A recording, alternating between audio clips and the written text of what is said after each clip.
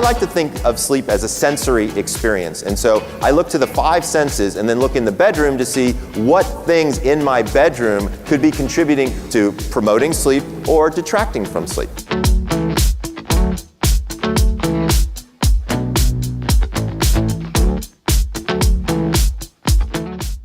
So the first one is sight or light.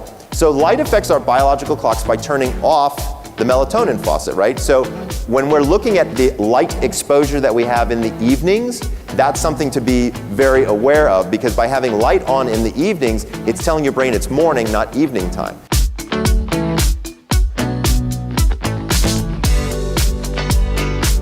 Do you want to sleep better and become more productive? Yes. Yes. Oh, you weren't talking to me. Go ahead. Sorry. Then you need better timing, at least according to clinical psychologist and sleep specialist Michael Breus. His new book, The Power of When, uses the new science of chronobiology to show how adjusting your daily schedule can make you healthier and happier. Michael Breus, we're all in. Michael Breus is a clinical psychologist and board-certified sleep specialist. Michael, good to see you. Yeah. Okay, so again, what is the ideal amount of sleep for an adult? Everybody's different, but 7 really appears to be the new 8. There's been a lot of data to now show that. But when you think about it, it makes sense, because the average sleep cycle is approximately 90 minutes long. The average person has 5 of those. So when you multiply that out, you get somewhere between 7 and 7.5 hours of sleep. America's Sleep Doctor and author of The Power of When, Dr. Michael Breus, is here to teach all of you what he teaches me about, which is sleep. How do we get more of it? What's wrong with it in America? And how will we benefit if we get it right? Enjoy yourself. Thanks. So how's everybody doing? Good. So it's kind of amazing, because a lot of people seem to take sleep for granted. And one of the things that we've learned recently with this very large sleep study is not everybody out there is sleeping as good as they probably should be sleeping, right? So we know that women on average are sleeping roughly 6 hours and 9 minutes. Men on average about 5 hours and 45 minutes. That's not too good, guys. That's not what we're looking for. We want to actually sleep a little bit more.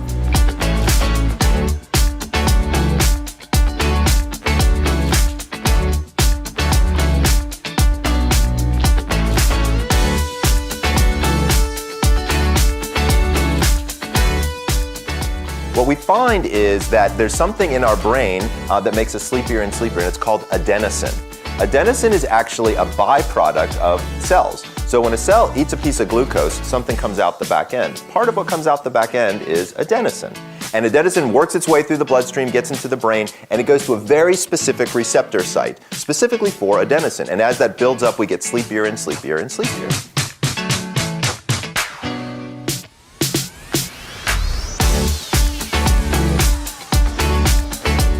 I'm really concerned about Australians not getting enough sleep. It will affect how they think, their moods, their overall level of happiness. You got to remember, everything you do better with a good night's sleep.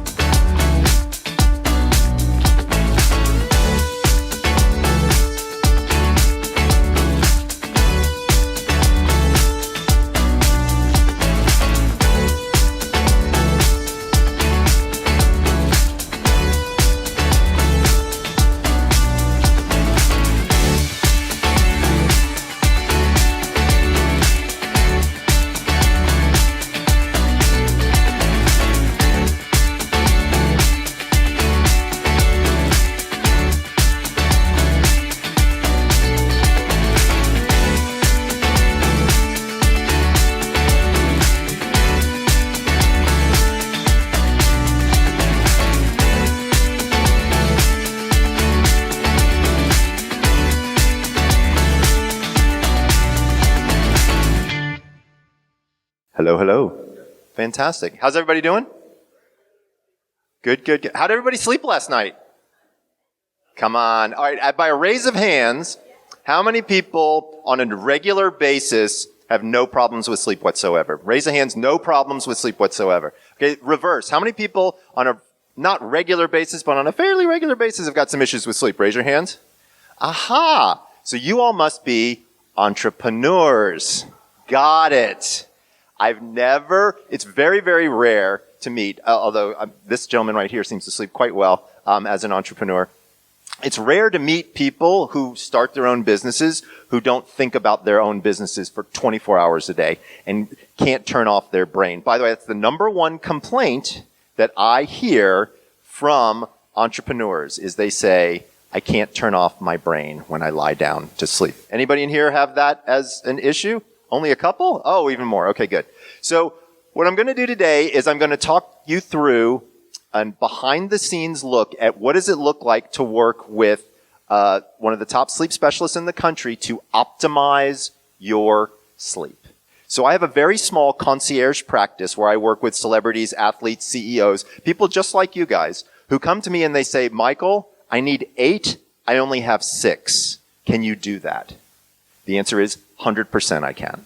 And I can do it in a healthy way, and I can make sure that it doesn't take years off the back end of your life. What? Most people don't realize it, but they're not optimizing the one superpower that they could have that would be absolutely fuel every single aspect of their business, which turns out to be your sleep. So this is my typical client. If you guys can all see the slides over here, this is who I call the exhausted executive, right? So these are the people middle of their career, ages 35 to 55, high pressure job, founder, C-suite executive, significant travel schedule for sure. Again, number one thing they're saying, difficulty turning off their mind at night. Some family stressors, but usually not a whole lot. They're trying to lose weight or just not gain it. They will exercise when possible, and they're interested in quality, not quantity of sleep. See, when people yawn during my presentation, I consider that to be a compliment, so I want to thank you very much. Next slide, please. So what does good sleep do for you? I'm just picking on you. I'm going to pick on people all day. What does good sleep do for you? I know you might not be able to see some of this over here with the distance. It does everything. Sleep affects every organ system, every disease state. Every single thing you do better with a good night's sleep. There's nothing that you can tell me that you will do better when you're sleep deprived than when you're not. So this is the list. It's pretty amazing when you start to think about it, but I broke it out into physical and then work functions because a lot of people really don't think about how could sleep affect my ability to lead.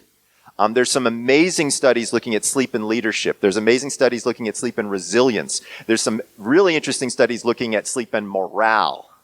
If you are not a well-slept leader, what is the message that you are giving to your employees is the big question to start looking at there, right? How concerned are you for their health as well as yours? So I have a 7-step process in order to work with somebody. I'm only going to share with you the first 3 or 4 steps because honestly we could be here all day. But I'm going to get you're going to get a behind the scenes look at what do I do with people to optimize their sleep, and you're going to get sleep tips and tricks all along the way that you will be able to use for yourself. And by the way, all the slides will be made available to everyone, and I believe we're recording this, so don't worry. If you want to take pictures of the slides, feel free. I got no problems with that. Also, if you want to raise your hand if you got a question, as long as it has something to do with the slide, we'll go for it. If not, we'll wait till the end, and then we'll have a big Q&A for people at the end as well. So how do I assess you? So I do something very, very different that most sleep specialists don't do. I actually, number one, I'll screen you for a sleep disorder. Now that most sleep specialists will do, hopefully. I got to make sure you don't have apnea, narcolepsy, restless legs, something along those lines, because a lot of people have undiagnosed sleep disorders. They don't think about it. They just push through. I'm always tired. I'm a business owner. I'm an entrepreneur. I'm a family member. I should be sleepy all the time. No, maybe not. Maybe you actually have an underlying sleep disorder, which is throwing things off. So number one, screen for that. Then number two, I actually do a fatigue and workup and a blood workup. I'm not a big pill pusher. I don't like pharmacy. If I can avoid pharmacy in your body, I will, right? Because we know that natural sleep is very different than pharmaceutically induced sleep. Those are two different animals. I can walk into a laboratory, I can look at your brainwaves, and I can tell if you're on Ambien. I can literally tell. So it's a different kind of sleep. So we're always looking for ways, shapes, and forms to go more natural if at all possible. So the very first thing I do is blood work because I want to know about your vitamin D, I want to know about your magnesium, I want to know about your melatonin, I want to know about your iron. So if your body is deficient, let's fix the deficiencies first before we start adding things like valerian root and magnolia bark and all these other things that are out there. Let's get your body working exactly the way it's supposed to and then see if you sleep okay. So the very first thing we do is we look at the deficiencies. Thank you. The next thing I do, which is very unique, is I actually do full-on genetic testing. I can take your 23andMe data. I know, crazy, right? Ancestry.com data, and I can match it up against 74 different sleep markers in your genes. These are called single nucleotide polymorphisms, or SNPs. So everybody is born with kind of the same stuff inside, but there are variations and differences. What's interesting about this is I can actually identify all kinds of things. I can tell you with a fairly high degree of predictive validity if you're going to get sleep apnea in the future. I'll be able to tell you with a decent amount of predictive validity how the quality of your sleep is going to look in the future. So these are reasonably high-level tests that are going on out there. I am shocked that no other sleep specialists are doing this for their clients, but apparently I'm one of the only ones who's looking at it from a genetic standpoint. The third thing I look at is something called your chronotype.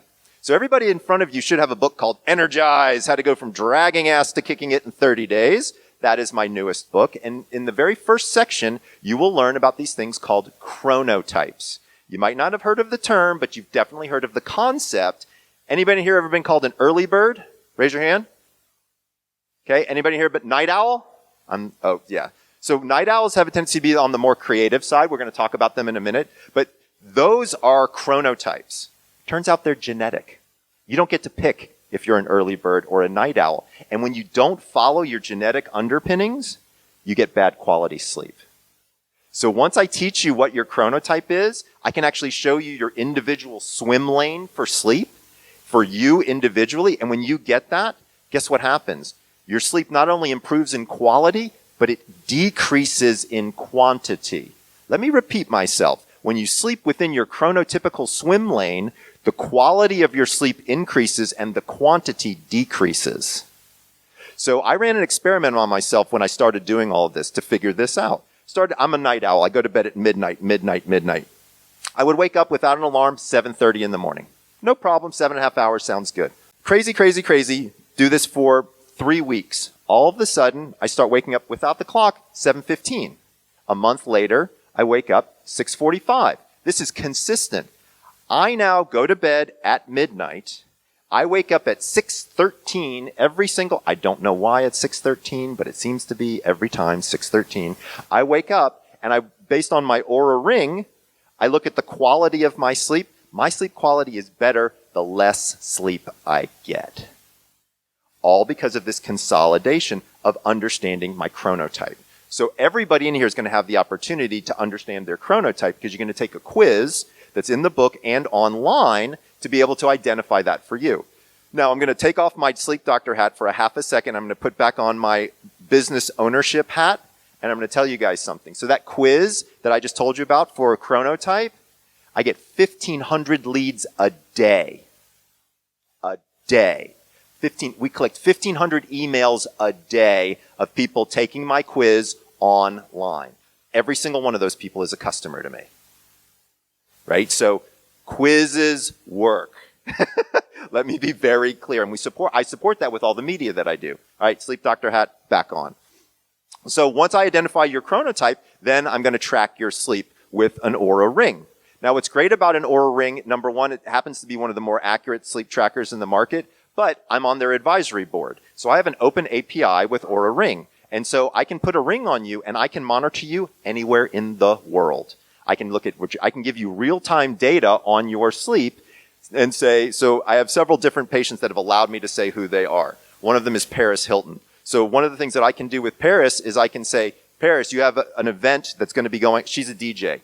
You have an event that's going to be going on tonight. You got really crappy sleep last night. You need to take a nap at this time for this amount of time in order to have enough energy to perform tonight. That's the kind of way we can dial in with the right apps and doing it from the right way. And then we do a bedroom evaluation. Can I get the next slide, please?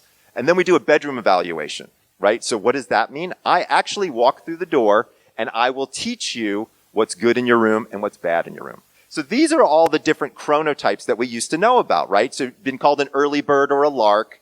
What we actually, for some reason, they call people in the middle hummingbirds. I have no idea why. And then there's night owls. So my contribution to the literature, can I get the next slide, please? Is I discovered a fourth chronotype. Now, why are chronotypes important? Can you hit me 3 times? Thank you. So once you know what your chronotype is, so let's say that you're an early bird. You wake up, your melatonin turns off around 5 o'clock in the morning. You wake up around 6, right? Then your day starts. By the way, you have a very predictable hormonal pattern.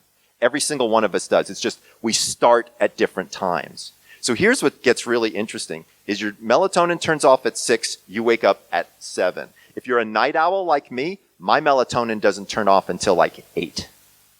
I might wake my brain up at 6 because the alarm clock is forcing me to wake up, but my brain is still producing that melatonin. You can see how I'm out of sync at that standpoint. The goal here is to get yourself in sync, and then you can do almost anything. I can show you the perfect time of day to have sex, eat a cheeseburger, ask your boss for a raise, when to send an email, when to respond to an email. I can show you the time of day that your systems are most creative. I can tell you the time of day when your employees are most logical, literally based on their chronotype. We actually have, if you guys are familiar with Bulletproof, the coffee, Bulletproof coffee. So Dave Asprey is a close friend, and he loves my chronotypical research. He actually chronotyped his company, and then he had meetings based on your chronotype. So what he did was he took all the early birds and had meetings with them at one, because here's the problem. When you have a night owl at a 7 a.m. meeting on Monday morning, they don't hear a word, right? They don't hear a word. But if you went to them at 4 o'clock in the afternoon on Tuesday, they'd hear every single thing you had to say, because that's when their brain is working. So this turns out to be very, very valuable. Next slide. So here are the 4 chronotypes. I renamed them because I wanted to kind of have that as part of my brain. Can you go backwards one? There you go. Thank you. So early birds now become lions. I'm going to take off my sleep doctor hat and I'm going to put on my business owner hat for just a second. So when you're in a publishing meeting with Little Brown Publishing, so that's who publishes my books, or Little Brown, and we had these 4 avatars that we had created. So we're trying to figure out what to make them, right? Should they be colors? Should they be animals? Somebody said they should be crystals. You can only imagine in California what kind of conversation that was, right? It was ridiculous. And so I said, I want them to be animals, right? Because who doesn't want to be an animal? But here's the thing. Nobody wants to be a porcupine. Nobody wants to be a platypus, right? And I was choosing animals that had circadian rhythms that would match each one of these. So the good news is we found animals that were inspirational, yet still had the circadian rhythmicity that we were looking for. But you can only imagine how this went over in this conversation in the publishers, because they didn't care about circadian rhythms, but I was sticking to my guns and saying this is kind of what we want. So early birds turn into lions. So we've actually had over 1.5 million people take the quiz. We have tremendous tagging on the quiz. We have 30 questions. We know more about these people than they do. Because what we've done is we've embedded personality questions in there, psychological questions in there, and timing questions in there. So when we actually have drip email campaigns to them, so once you take my quiz and you're identified as one of these 4 types, you get a different email campaign based on your type, because I know exactly how you sleep, I know what products to sell you, and I know what your personality is. So it works really, really well. So early birds turn into early morning optimists or lions. These are usually the COOs. These are my go-getters. These are people, by the way, who like to make a list every day and go from step 1 to step 2 to step... How many people in here make a list every day? Yeah, of course you do, right? So that's how we work, right? But everybody always says, I wish I was a lion. Like they want to get up early and start the day. Being a lion isn't all it's cracked up to be. Dinner and a movie is out for a lot. They've been up since 4:30 in the morning, right? Like they don't want to go out and be social. They want to go to bed at 8 o'clock at night. So again, pros and cons. So bears are the group in the middle. That's the hummingbirds. They replace the hummingbirds. Believe it or not, 55% of the population is a bear. I really wish I was a bear. I have to be honest with you. Bear schedules are perfect. 9 to 5 works perfectly for a bear. They get up at 7:30 in the morning. They can get to work by 9, no problem. They go to bed around 10:30 at night. This is how most of society works, right? Now, my bears are what I call my solar sleepers. These are, again, the glue for society because there's so many of them. Easily half of your employees fall into this category, okay? You may have 1 or 2 lions in your group, but you're going to have a ton of bears. So understanding their mentality and what motivates them and what time during the day they like to work on certain things becomes very, very valuable. Famous bears are people like Stephen King, Jeff Bezos, Ellen DeGeneres, even my friend Ariana. Can I get the next one? So this is me. I'm a wolf. So I am a late night. It's going to be hard for you guys to read. Can you go back one? There we go. So we're late night creatives, and we have a lot of risk in us. We like to take risks. We like to be up late at night. We're deeply loyal friends. Most people who are late nighters have a tendency to be more socially introverted. This is my artists, my actors, my musicians. So great on stage, but when you talk to them by themselves, they don't really want to talk to anybody, right? So very interesting group of people. They hate mornings. If you guys know anybody that's creative and you ask them, when was the last time you got your creative inspiration? Nobody says 12 o'clock, right? They might say midnight. They might say 2 a.m., right? But that's really when that creative stuff seems to happen. And these are the people that have a tendency to do it. So some of the more famous ones are Elon, Dave Asprey, Jay Leno, even my friend Rachel Ray. Next slide, please. So far I haven't told you anything new. There's early birds, there's people in the middle, and there's night owls, right? So nothing so far has been new. By the way, this system isn't something that I made up. Like I said, it's genetics, but we can actually go back to hunter-gatherer days and see how this actually worked.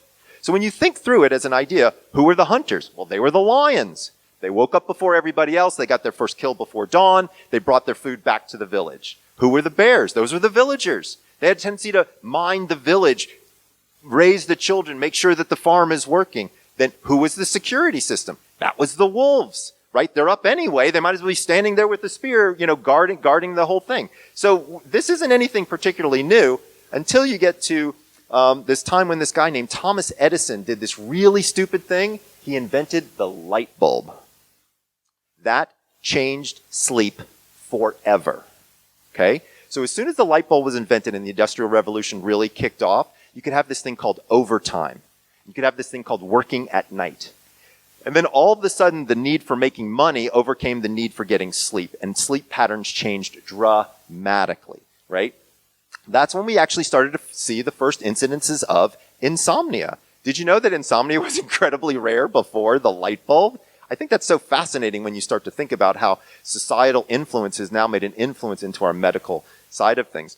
These are my insomniacs. So these are the people that I wrote the book for. So these are often people with very erratic schedules, hyper intelligent folks. They're just like my lions, but they have just enough OCD in them where a project is never completed, right? You look at the project and you think, oh my God, this looks fantastic. They look at it and say, I got 12 more things I've got to do, right? These are people who function on a slightly higher vibration level. They have a tendency to have a little bit more anxiety, very fast talkers, just kind of whipping through your organization. They can be incredibly valuable or they can be incredibly destructive. You have to know who that person is.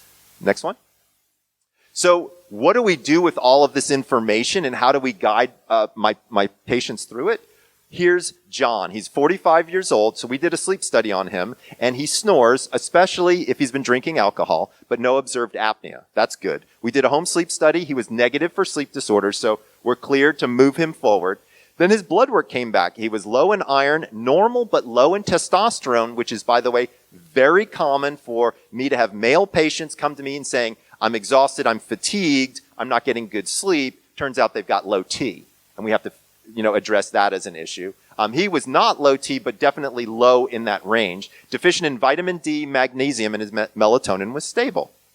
Okay, now I know what I'm working with. Genetic testing comes back. Negative for narcolepsy, negative for apnea, negative for insomnia. He does have an increased likelihood for something called Restless Leg Syndrome. So Restless Leg Syndrome is this weird, creepy, crawly feeling that goes across your legs and it keeps you from falling asleep. Most people tend to get it as they get into their senior years, so 55, 60, 65. But it turns out it has to do with low iron in about 40% of the cases. Well, when I look at his blood work, can you go back one for me? If I look at his blood work, I see that his blood work has got low iron. And he's got this proclivity for restless legs. So guess what? I'm going to put him on iron and prevent him from likely getting restless legs. That's the predictive validity of genetics in sleep. So I can help him avoid a situation by probably 40 to 50% simply by knowing and understanding what's going on here. His sleep metrics, which, by the way, I can get genetically, showed me he's an early chronotype. He has reduced sleep quality genetically. He's a crappy sleeper genetically. There are people in here who are going to be crappy sleepers genetically. If that's the case, then we need to make sure your environment is not doing anything to make it even worse. That's when we look at things like what kind of bed do you have? What kind of lighting is in your room? What kind of sheets do you have? What kind of thermoregulation have you got? Because for those people, we've got to make sure that everything works really well. Also, it turns out his requirement for sleep wasn't 8 hours. It was between 6 and 7.5. Michael, what are you talking about? I thought everybody needed 8 hours. 8 hours is a myth. Okay? There's no such thing. Very few people need exactly 8 hours of sleep. I sleep 6 hours and 13 minutes, and I'm the sleep doctor, right? So you've got to figure out what works for you. Sleep deprivation is a personal definition, not a public one. Can I get the next slide? Thank you. So in our bedroom evaluation, we discovered his mattress was 12 years old. I was going to say everybody raise your hand in here who's got a mattress over 10 years old, but I don't think we really want to know who's got a mattress in here that's over 10 years old. But to be clear, your body breaks down before your bed. Right? So if you wake up feeling stiff or sore more than 3 times a week, you need a new bed. Because something's going on with this unit here, because mattresses very rarely just collapse, right? They don't just, implode and the structural integrity goes away. Pillows, on the other hand, you need to replace pillows about every 18 months, believe it or not, because you've got an 8-pound head on a structure that's really not meant for that much weight, and so it depresses, and then you just don't get the structural integrity that you're looking for. Replace your pillow faster than you replace your mattress, but you're probably going to need to replace your bed. For him, he also had excessive light after 8 p.m. He had a home theater, and the way he would relax is watching Star Wars at night. That was his thing. But he's in front of a theater. He couldn't have more blue light if he tried. So I'm like, okay, we can fix that. And there were pets in the bed. How many people in here have pets that sleep in their bed with them? It's okay. It's okay. It's okay. I wanted to introduce a syndrome called pet-induced sleep syndrome, but it spells piss. And they decided that it wasn't going to work too well. But I'm pretty sure that pets screw up everybody's sleep. So then I have him self-report, and here's what he tells me. He falls asleep in under 5 minutes. You'd think that would be a good thing. That's actually a sign of sleep deprivation. The human body takes approximately 10 to 15 minutes to actually fall asleep if you are well slept. If you fall asleep in under that period of time, it is a high likelihood that you're not getting the quality or the quantity of sleep that you need. So many people say to me, oh, I don't need your help, Michael. I fall asleep in under 3 minutes. I'm like, dude, you've got a problem. Right? Because people don't even think about it that way. He wakes up 2 to 3 times a night to urinate, up for 20 to 40 minutes at 2 a.m. Sound familiar to anyone? Caffeine, 2 to 3 drinks per day. Exercise is occasional, and nutrition, grab and go. Next slide. So here's what we did. Number 1, I told you I was going to put him on iron. So I put him on iron, 325 milligrams, to avoid restless legs. And then I began him on magnesium because it turns out he had a magnesium deficiency. So I'm going to give you a recipe for something that you can use at night for yourselves to help you with magnesium deficiencies. To be clear, almost everyone in here has a magnesium deficiency. Almost everyone in here has a vitamin D deficiency. It is rampant. We're seeing it in 75 to 85% of the population. So why is that? Unfortunately, our soil has been so over-tilled. You have to eat magnesium in order to get it into your system. So our soil has been so over-tilled, the minerals aren't coming up through the stalks of the vegetables that we're eating. So almost everybody would do well with a magnesium supplement. Turns out magnesium does almost 300 different things in your body, but one of the things that it really helps with is sleep.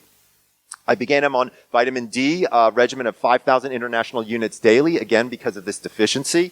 And then we were considering hormone replacement therapy because, again, he wasn't in the low T category, but he did feel as though he wanted to have a bit more energy. So what I do in those cases is before we walk down that path of testosterone and hormone replacement, I say, let me see what happens when I get you sleeping better. You may not need more testosterone, right? And a lot of guys don't realize that. That's one of the first things that we kind of jump to. It's like, oh, better get my T checked. Oh gosh, I got low T. Frank Thomas is on the television telling me every single 30 seconds that I need his product, so I better grab that and go, right? And so it's like, hold on, guys. Like, it's okay. Like, let's figure this whole thing out. So, got him a new mattress. There's a lot of beds out there that I like. I will tell you the Simmons Beauty Rest Black Hybrid. It's about $2,500. I put over 100 people on that product. I've never had a complaint.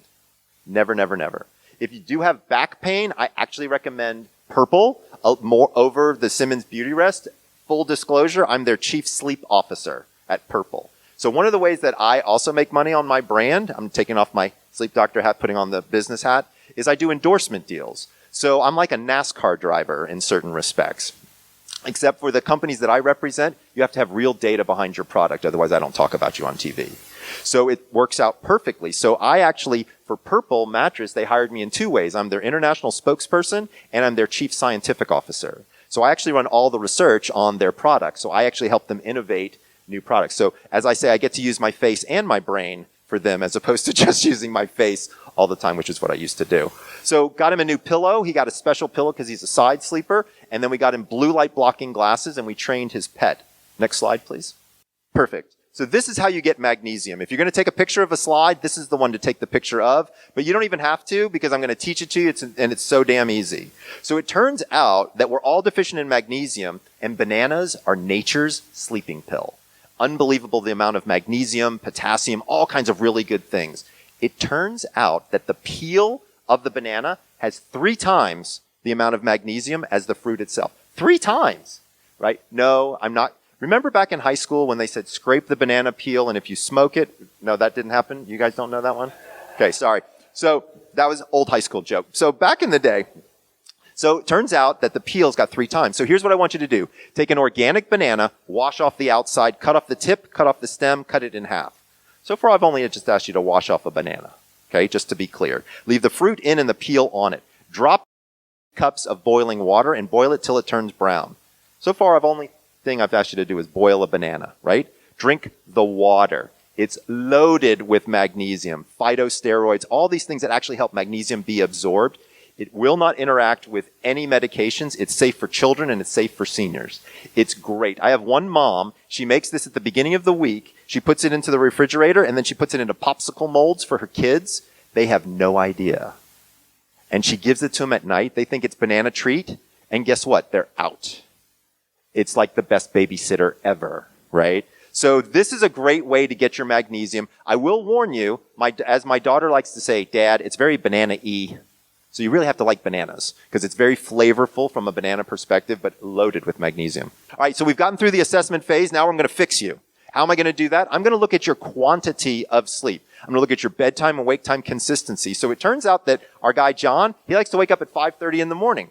Naturally, his sleep cycle length was tracked at 80 minutes. Normal sleep cycle is approximately 90 minutes long, but with the Oura Ring on him, I was actually to accurately assess his sleep. He does not need as much sleep as other people. Turns out he has 5 sleep cycles, so 5 times 80 minutes is 400 minutes of sleep. That's all he calculates to need. This is a math problem, guys. This is not rocket science, because once you know your chronotype and you know how your sleep tracks, you can actually put those two together. I also can create napping schedules and something called polyphasic sleep. Next slide. One more. One more. Keep going. So here's what we do. One more. Sorry. There it is. So he wakes up at 5:30. He only needs 400 minutes of sleep, which is 6 hours and 40 minutes. Guess what? Now we know his bedtime. It's 10:50 at night. That's it. It's that simple, is running the math and the numbers and understanding where you need to go. Then once we layer that in, everything gets easier. Next slide, please. So here's my Napa Latte. This is one of my favorite hacks. That's one of Lee's all-time favorites that I do for all my corporate CEOs. So while I'm working with you, I also have to give you some what I call escape hatches, right? Or just little things that you have to do in, gosh, I just need to get some energy quick type of thing. This is one of my favorite techniques. I actually copywrote and the name Napa Latte, believe it or not, and that's one of the things I sold in my business. Here's how it works. You take a cup of black drip coffee, put in 3 ice cubes merely to cool it down, slug it, and then take a 25-minute nap. Why does this work? So it turns out that we get sleepy due to an accumulation of something called adenosine. Adenosine, when a cell eats a piece of glucose, something comes out the back end. One of those things is adenosine. It works its way through your system and goes through a very specific receptor site in your brain. As adenosine accumulates, you get sleepier and sleepier and sleepier. Here's the weird thing. If you look at the molecular structure of adenosine and the molecular structure of caffeine, they're off by 1 molecule. Where's my bio guy? Back in the back. 1 molecule, right? It's pretty amazing that the substance that makes you sleepy and the substance that keeps you awake is only off by 1. But here's where the science comes in. You close your eyes and you take your 25-minute nap. You burn through that adenosine. That caffeine that you've just ingested is waiting in the wings. It clicks in because it's only one molecule off on that receptor site. You're good for 4 hours, guaranteed. Every single time. Every time. So I have my celebrities doing this right before a show, as an example. Every single CEO I know has taken a red-eye flight. Actually, Ted had crazy flight experience last night and trying to deal with all of that. And so you might not be 100% on your game. This is a tool that you can utilize. Please don't do a Napa latte every day. It's probably not the healthiest thing in the world to do, but you can definitely use it as a lifesaver, and it works really, really well. Next slide, please. So now we're going to go on to how do we improve your quality. So I've measured your quantity. I've given you the timing in which to go to sleep. Now we're going to look at the quality. One more. So here's what we ended up doing in terms of improving his quality. We created a morning routine. How many people in here have a morning routine? Awesome. Everybody who doesn't have a morning routine, this is the most important thing that you can possibly do to set your day up for success, right? Is how you wake up in the morning, how intentional you are, and how much do you take care of you in the morning. I try to explain this to people all the time. I'm getting ready for bed just after I open my eyes, right? So I'm thinking about things that have to do with sleep throughout my daytime and making sure that I do those things so that I can have a successful sleep at night. It's exactly like what an athlete does training before a race, right? You've got to stretch before the race. Then once you have the race, and then you have to cool down. It's the exact same ideas, but you just do it the same in sleep. So we have him waking up in the morning and he drinks water. Most people don't know it. Sleep in and of itself is a dehydrative event. You lose almost a full liter of water every single night, believe it or not, from the humidity in your breath. So when you wake up, you don't want to caffeinate, you want to hydrate. Right? Because a lot of people, how many people in here, the first liquid that passes across their lips is caffeinated in the morning? Beth? Yeah? Oh, okay. So please don't do that. What I want you to do is I want you to get 15 to 20 ounces of water in you first, and then wait 90 minutes until you have your first bout of caffeine. In order to exit a state of unconsciousness, you need two hormones. You need adrenaline and cortisol, and they have to be pretty high. So when you wake up, your brain has got adrenaline and cortisol running around. When you pour caffeine on it, honestly, that's like pouring weak tea onto cocaine. Okay? Adrenaline and cortisol are about 1,000,000 times more powerful than cocaine. Not quite 1,000,000, but you know what I'm trying to say here. But if you wait and allow that cortisolized and adrenalized brain to start to relax a little bit, and then add caffeine, it actually lifts up your adrenaline and your cortisol. So it can actually give you more bang for your buck if you wait just 90 minutes. He takes his morning supplements, and if he wakes up in the dark, he actually uses light therapy, because remember, blue light is the thing that turns off that melatonin faucet in your head. He'll go for a morning run, either indoors or outdoors, and take a cool, but sometimes temperature-challenged, cold shower. So I've been doing these for a while. I hate them in the winter. I'm just going to be honest. I cannot take an ice cold shower in the wintertime. But in the summer and spring, it's definitely something that's got some real interest to it. And if you're looking for ways to change your morning, you would be shocked at how quickly a cold shower will do that. His pre-bed routine had to do with alcohol management and something we call the power down hour. Next slide, please. So jet lag management is a very interesting aspect of my business as well. And so I work with a lot of people who fly all over the place. So I'm going to do a little bit on that as well. Next slide. So if you're flying in an airplane, right, obviously first class is the best seat. Are you guys familiar with a website called seatguru.com? SEATGURU.com. This is an amazing website. If you just punch in your flight number, it will bring up a fuselage, a schematic of the fuselage, and it has a red light, yellow light, green light system to tell you where to get your seat for better sleep. It's awesome. I use it on all my international travel. Also, don't rely on the sleep kit that's on the airplane. It stinks. It's not going to be particularly effective. I bring my own earplugs, my own eye shades. I have my own meditation music, my own socks. Trust me in this one, you want to have your own stuff because it's more reliable and it'll be more effective, especially when you're starting to travel across time zones. Next slide, please. If you're traveling for less than 3 days, don't bother trying to change your time zones, like from a jet lag perspective, because it'll take too long. It takes almost 2 days to change your time zone, depending upon how many time zones you've crossed. So what I tell people is if you're not going to be in Paris for more than 3 days, stick to LA time if that's the time that you came from. That makes it difficult to do, but it's almost impossible to shift you any other way. Next one. So how do we beat jet lag? One more. We use 4 different things. We use light, melatonin, caffeine, and napping in a very particular order. So I work with a group out of Harvard, and NASA called them up and said, we have a problem on the space station. So anybody in here enjoy space? And I'm like a mini astronaut guy. Like I love learning about NASA and all this kind of crazy stuff. So it turns out the space station is going 17,500 miles an hour. Can you imagine? You're sitting in this thing they can't really tell because it's moving so fast, right? But they get a new sunrise and sunset almost every 120 minutes. Can you imagine how messed up their circadian rhythms are? So they called my buddy, Dr. Stephen Lockley at Harvard, and said, Stephen, we got a problem. We got people, they're not sleeping. They got insomnia on the space station. Like, what the hell do we do? So we actually developed a lighting system that we sent up on the shuttle, and we put it in there. No, you're fine. You can go to the next one. Where we actually put a lighting system in the shuttle on a special timer, and we created time zones on the space shuttle so that people who were working so it was like shift workers, right? So then we brought it down terrestrially and we put it into the Formula One race car, Mercedes-Benz race car team. So Lewis Hamilton helped us validate our algorithm because those guys are on or off the podium based on hundredths of a second.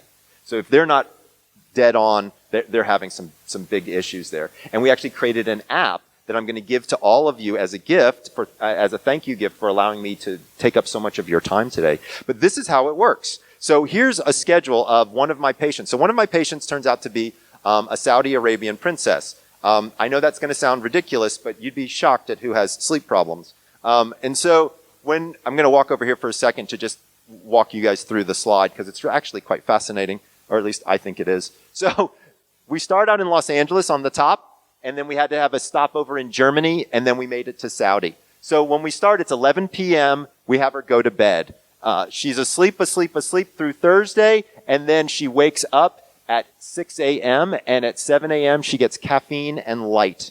So we're going to stop her circadian rhythm right there. She then goes to bed at the same time. 11, we're still in Los Angeles now. Sleep. Now she's up at 5 a.m., gets her caffeine and light. She's awake. Flight number 1, right? So she takes her melatonin. She sleeps for 3 hours. Then she's awake for the remainder of her first flight. They then stop down in Germany to get fuel. And then she stays awake for her second flight. She arrives in Saudi at 11 p.m. She takes her melatonin and she goes to bed. And that's how we do it. So in 2 days, we can rotate somebody any number of time zones. Now, what you don't know about this particular scenario is her flight times were perfect for us, right? She got to sleep when we wanted her to sleep. She got to stay awake when we wanted her to stay awake. And it worked out timing-wise for the different airports that she was landing in. Why did? Because I said, Princess, we need you to do this and this. She said, just tell my pilot. Right? Because she has a private 747. So, of course, we could do whatever she wanted. She could go to sleep when she wanted. It was easy. Everybody in the room may not have their own 747. So, in that case, can I get the next slide? Go to timeshifter.com. If you use the code THESLEEPDOCTOR, you'll get your first 2 jet lag plans for free. And it's a 2-day plan. So 2 days before you leave, it will actually set into motion this idea of napping, caffeine, light, and melatonin. And we can shift anybody very, very quickly. And it really turns out to be very advantageous for international travel in particular. So I've used Timeshifter to Portugal, to Beijing, to Taiwan, to Sweden, and it never fails if you just really dial it in. Next slide. So what did we do with John? So here are the results of what happened with him. So he goes to bed, like I said, at 10:50, wakes up at 5:30 without an alarm. He has no sleep interruptions or awakenings. Remember, he was awakening twice a night, usually to pee and up for 20 to 40 minutes. Once we had him into his chronotypical swim lane, guess what? Those things started to disappear. And over the course of time, they disappeared completely. He doesn't require caffeine. He literally doesn't drink caffeine any longer. And his daytime exercise now, which he prefers and enjoys, is 35 to 60 minutes a day because we gave him more time back in his day. He was waking up at 7:30. He's now waking up at 5:30. We give him 2 more hours to his day. What would you do with 2 more hours to your day? That's an interesting question, right? His pre-sleep routine, we do something called progressive muscle relaxation. This is a tensing and relaxing of the muscles as he's falling asleep. Works like a charm. And he's asleep within 10 minutes. He has no jet lag. And this was the thing I thought was most interesting is when I asked him when it was all done, how do you feel? He said, I feel confident, energetic, and ready. I thought ready was the most interesting word I had heard somebody say because he was primed, like he felt like he was on his game and ready to go.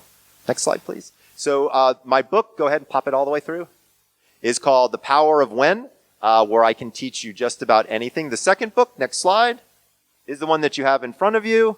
One more. There we go. And it's Energized. So what I did was I took all the science from my first book, which described chronotypes, and we added movement and intermittent fasting to the Energized book. So what we're doing here is we're looking at a holistic way to have consistent energy all day long without the need or use of caffeine. So with that, I'm going to open it up for questions. I will answer just about anything. I do not do dream interpretation. I'm just letting you know now. Yes, in the back. Does that include actually sleeping? So that's the right question to ask. So you don't necessarily have to sleep to get the effects of the Napa latte. A lot of people can't fall asleep during the daytime, but what we've discovered is just being away from like the cacophony of the world and being able to relax and kind of close your eyes and calm down for a few minutes, then allowing that caffeine to kick in seems to have almost the same effect. And actually, I think in the bags there's a product called Napjitsu. Is that right, Lee? So if you look in your bag, somebody productized my Napa latte, and they actually have a little pills that you can take. And I think you guys should have some of that in there as well. Other questions? Yes. Are there sleep types that a power nap thrives on? Absolutely. So the lions have a tendency to do the best with a power nap because their energy is mostly in the early part of the day. So they're going to kind of need it around 2 o'clock. Somewhere between 1 and 2 seems to be the best time for my early birds to take those power naps. But to be clear, do not nap longer than 20 minutes, 25 minutes. How many people in here nap and felt worse, not better after the nap? Okay, that's because you nap too long, right? If you get into deep stages of sleep, it's really hard to pull your brain out of it. But if you can get early light sleep, it's very refreshing. So, and believe it or not, NASA even saw a 7-minute nap right here. Oh, in the back, you got one guy? Let's go to the back and then we'll move to the front. Yeah, NASA even found value in a 7-minute nap, believe it or not. Yeah. Yes, so it's true that magnesium tones down the sympathetic nervous system, but what is your recommendation on the magnesium that needs to be taken? Yeah, so great question. So, of course, the cellular biologist in the back of the room is making sure that I stay on my P's and Q's. Believe it or not, there's 10 different types of magnesium out there and available. The data would suggest that magnesium threonate has the most data on helping people with sleep. I will tell you that one issue that I've had is when I put people on magnesium threonate, some people can get stomach upset or diarrhea, so I start them out on magnesium glycinate first because the glycine is a little bit easier on the system. There's also a little bit of data to suggest that glycine can be helpful with sleep. So I start them there, and then I'll rotate them to the magnesium threonate as long as they don't have any digestion issues. Great question. You talked about mattresses. What about sleep toppers? I'm a huge fan of sleep toppers. Sleep toppers are a great way to take an old bed and make it new again type of thing. The only problem is it's hard to make a bed that looks like a taco supportive with a topper. You know what I'm saying? But if you do, like a lot of people will buy a bed, they'll spend thousands of dollars and they'll be like, this thing is too damn hard. Like toppers work perfectly in those situations. The biggest problem that I've seen historically with toppers has been heat.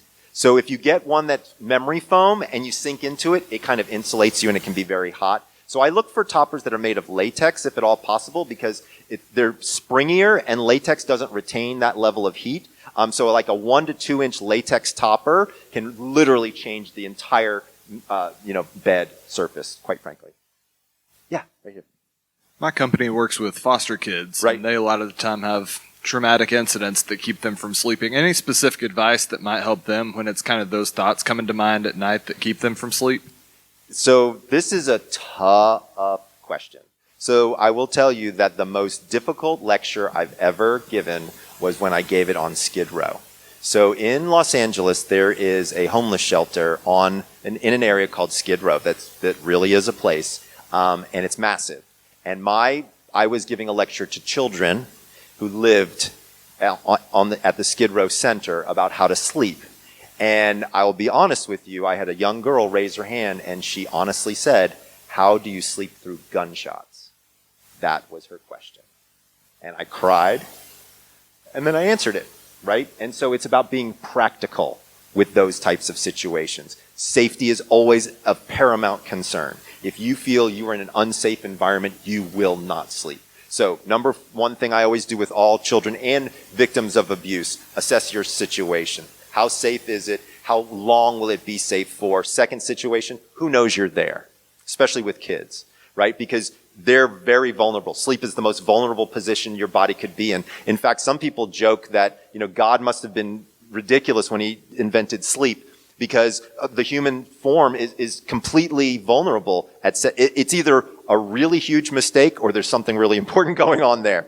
The other big things that I look for with them are understanding if they've had abuse in the bedroom. So a lot of foster children who end up in the foster system have been abused in the bedroom.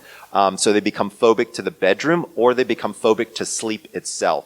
So that's where we have to start to break down and really start to understand what were the incidences that may have occurred for them and how did it go. Also with a lot of foster kids, almost never do they have their own room. So in most cases, they have to learn how to sleep with somebody else in the room with them. Which for many of us having brothers and sisters, that may or may not have been an issue. But this is a complete stranger that's now sleeping in a kid's room, right? And so there's a lot of things that go on with that. So education is really big. Education with the foster family is really big. Also, the foster family has to know and understand where this child's circadian rhythm is. So it turns out that kids go through all of the different chronotypes, right? So remember, if you have an infant, they're a lion, right? They go to bed really early and they wake up really early. If you have a toddler, you got a bear on your hands, right? If you've got a teenager, how many people have teenagers in the room? I got my boy Hunter back there, right? So what are we talking about here? Night owls, right? Because that's what teenagers are. Then when you hit adulthood, it kind of evens itself out. So knowing and understanding where the foster child is in that spectrum can also be super duper helpful. But we'll sit and talk afterwards. I've got a lot of ideas. Of course. Got time for one more? If we got it, gentleman in green. My wife suffers from apnea, but hearing what you're saying about all of these things, I can very clearly see exactly that she also has sleep issues as well. Right. And it's diagnosed, and she's contemplating actually surgery to resolve it. But in the meantime, is there some things that we can implement that'll really actually help and continue to do like the banana tea and so forth? Absolutely, absolutely. So first of all, are you comfortable with me describing to everybody what apnea is so they know kind of what we're talking about? So sleep apnea is a situation where you stop breathing in your sleep. It is a very serious situation. It can kill you. So when we take sleep apnea extremely seriously. That's why I do a screen for sleep disorders. However, to be very fair, sleep apnea treatment is in the dark ages. It is a terrible form of treatment. It's something called a CPAP machine. Many of you may experience it or even be on one now, where you wear this draconian mask that sits on your face and basically a hairdryer blows up your nose all night long with hot, wet air in order to keep everything open. Here's the good news. There's finally been an innovation in sleep apnea. It happened about a year ago, and there's a company that has got something new out on the market. So I want you to write down this website. It's called Excite, EXCITEOSA.com. Excite, EXCITEOSA.com. So one of the things, this is fascinating. You can come up if you want. One of the things that's so fascinating about this particular company is they look at the oral cavity. So your mouth has got a certain amount of space. Turns out that your tongue is one of the biggest problems in your mouth. Most people's tongue is actually too big for their mouth. The way you can tell this is if you stick your tongue out and you're looking in the mirror, if you see these little scallops along your tongue, that means your tongue is literally pushing against your teeth every night while you sleep, right? And so we had to figure out a way to shrink people's tongue without cutting pieces out of it, because we still need our tongue for all kinds of different things. So this Excite OSA, which is quite fascinating, it's like a TENS unit for your tongue. So if you're familiar with the TENS unit, where this small electrical signal is passed through the nerve endings, which helps them slow down in terms of inflammation and sending the nerve signal. So what's interesting here is it's a mouth guard that you put in, and you wear it for 20 minutes during the day. No CPAP at night. It completely replaces the mask. It's so cool. It's by prescription only, and it works in people who've got sleep apnea that's in the moderate to mild side, more so than in the severe side. But for people with the severe side, it can get them from severe down into more tolerable levels of treatment. So this is arguably probably the biggest innovation that we've seen in sleep apnea in a very, very long time. But I can also tell you that we're in phase 3 of clinical trials for a sleep apnea pill. And they just got funded to the tune of $70 million for their third round. So there will be a sleep apnea pill that I can assure you will be coming out.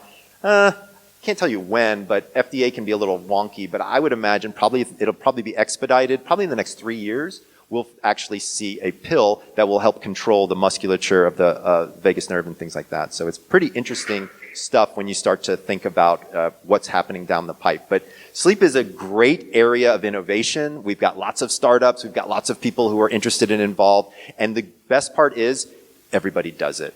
Or doesn't, I guess as the case may be. So when you think about your sleep, really take a look at it, because it's probably the superpower that you've not been thinking about, that you can do some very small things to, and it can actually make it really good. And again, if you do one single thing, figure out your chronotype and wake up at your chronotypical wake-up time. Notice I didn't say go to bed. You want to party with us tonight? We're gonna be here. We're gonna watch the game. We're gonna have a good time. But wake up at the same time every day. I promise you, it'll have a great effect. I've been feeling like a shark in a shrimp tank. Big fish, small pond in the shrimp.